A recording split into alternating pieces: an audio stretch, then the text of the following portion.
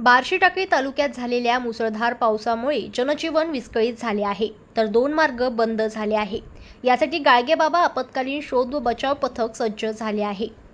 बार्शीटाकळी तहसीलदार राज वजिरे यांच्या आदेशाने आपत्ती व्यवस्थापन अधिकारी संदीप साबळे आणि पिंजर येथील मानवसेवा आपत्ती व्यवस्थापन फाउंडेशनचे संत गाडगेबाबा आपत्कालीन शोध व बचाव पथकाचे प्रमुख जीवरक्षक दीपक सदाफळे सोबत सहकारी ऋषिकेश राखोंडे, संजय इंगळे, चेतन इंगळे हे लाईफ रिंग लाईफ जॉकेटसह वायर रोप सेटअप घेऊन सज्ज आहे।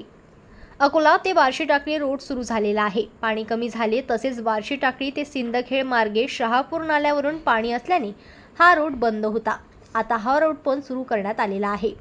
कान्हेरी सरपजवळील बार्शीटाकळी ते अकोला रोडवरील विद्रुपा नदीला पूर आहे। पुलापासून 3-4 फूट खाली आहे, तेव्हा खात्री करूनच पूल पास करावा। पुन्हा पाऊस वाढला तर परत दोन्ही रोड बंद होऊ शकतात किंवा जायचेच असल्यास खात्री केल्याशिवाय जाऊ नये। काही अडचण निर्माण झाल्यास तात्काळ 9822229471 या नंबरवर संपर्क साधून घटनास्थळ लोकेशन सह लागणारी मदतीसाठी माहिती द्यावी, अशी माहिती पथक प्रमुख दीपक सदाफळे यांनी दिली आहे।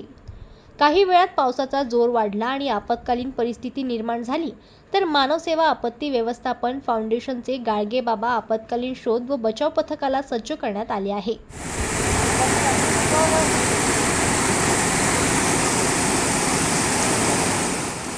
जनमत लाईव्ह न्यूजसाठी अकोलामधून संजय उमक यांची रिपोर्ट।